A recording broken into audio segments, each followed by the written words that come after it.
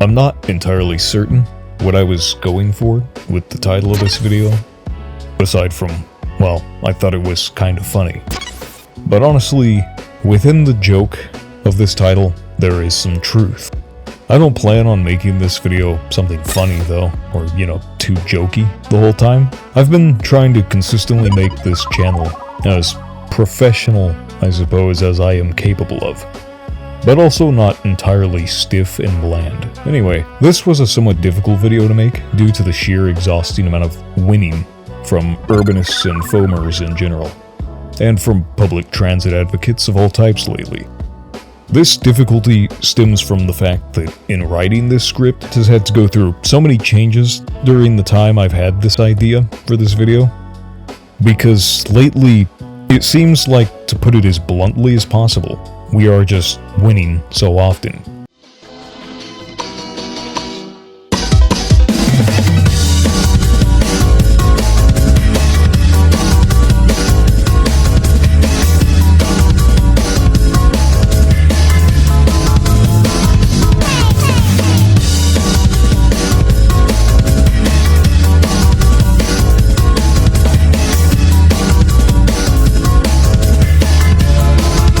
That is, public transportation advocates and related parties, I guess. To cut through the layers and dig up a little more substance though, I'm making this video to sort of discuss some of these wins, so to speak, that we've been experiencing.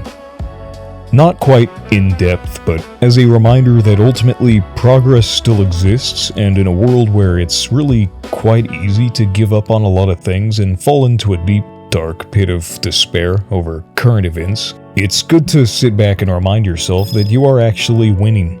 Yeah, progress is slow.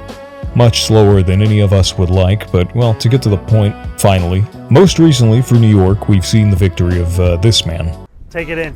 A true icon of New York.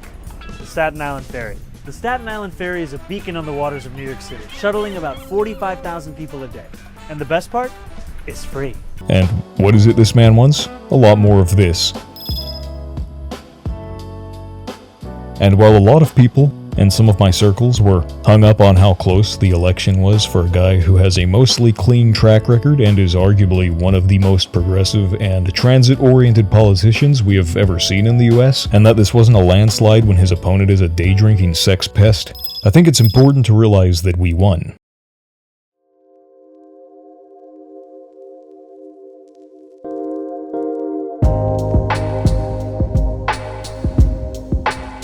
And related to New York victories, we can move on to congestion pricing, which by the time this video is uploaded has already been implemented long enough, quite long enough, that we've seen the positive results, such as less crime on the subways, despite what Fox News wants to cherry pick. More subway ridership, cleaner streets, and less congestion. And a whole list of other positives that I either do not know about, or I at least muzzle myself on so as to not create a 1 hour long plus video. I don't think anybody wants that. But we haven't just been winning when it comes to elections and policies. No, some legitimately good transit expansions and renovations and whatever else have also been in the works. Again, with New York, we have the large upcoming subway expenditure, which more or less aims to modernize much of the system and in general make things look nicer. Back in August, we saw the arrival of the next gen Acellas. Not only that, the project promises future upgrades to the tracks and infrastructure to really maximize the benefits of the new train sets. Sometime in the near future, we can look forward to a new Portland streetcar extension and some of the new urban developments that will take place surrounding the extension. Also, in a nutshell, we have a plethora, many more of these transit projects being worked on or announced all over the US.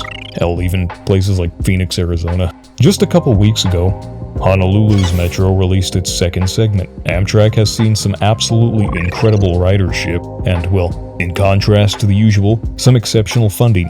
Again, in contrast to the norm. Canada has seen some exciting news with its Deux Montagnes expansion. Japan, China, many places in Europe, all over the world, just continue to build exceptional public transportation and pedestrianization projects, and the progress continues.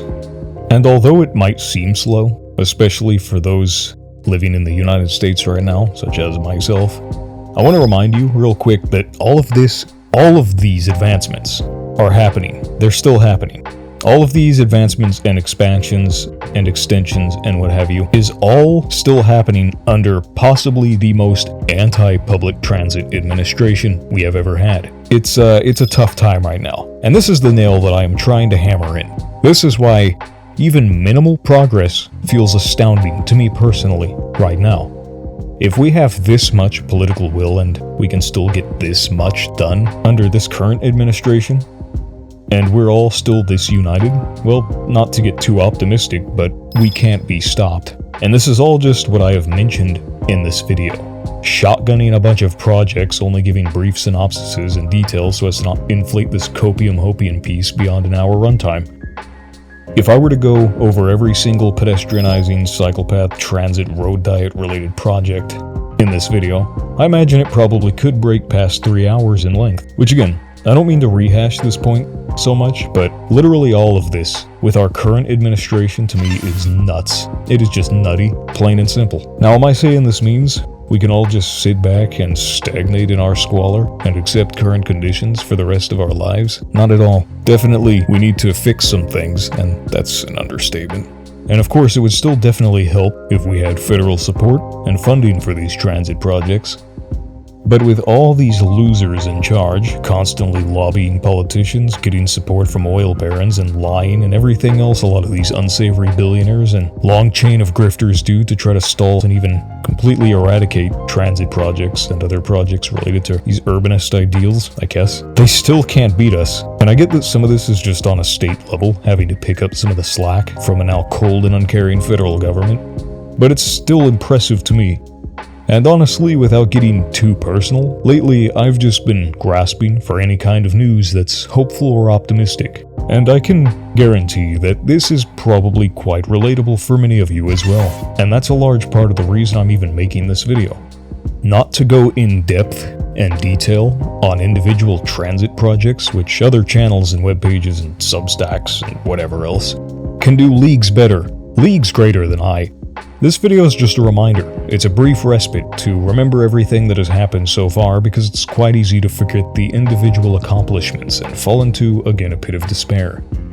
When you only look at our progress holistically, it's even easier for some people to become demoralized on places like Twitter, stupidly renamed X, where you have stagnant echo chamber of grifters or legitimately delusional motonormative car guys whose only argument is a tired but relentless regurgitation of America don't want commie trains, and the car is freedom, unlike socialist trains. But it's important to remind yourself that if these guys were right, then you wouldn't even see a fraction of the progress that has been ongoing, that I have mentioned in this video. You wouldn't see so many states within the US that have ongoing or announced projects for pedestrianization or to make a new cycle path, or new buses or trains. You wouldn't be able to look up these projects, they wouldn't exist, and yet all over the world places are rebuilding their cities and even some smaller towns to be less car dependent.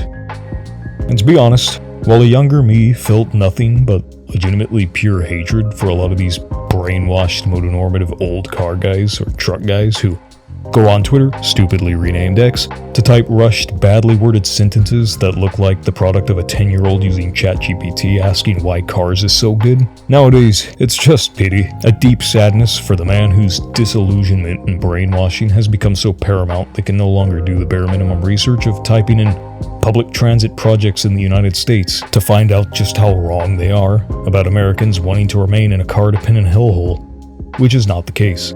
Sadness that as progress continues, and hopefully in the future continues at a far more reasonable rate rather than the good but admittedly slow snail's pace it is going at right now, that these guys will latch on to the delusion that car dependency is a good thing somehow. And with that, I am going to wrap this one up.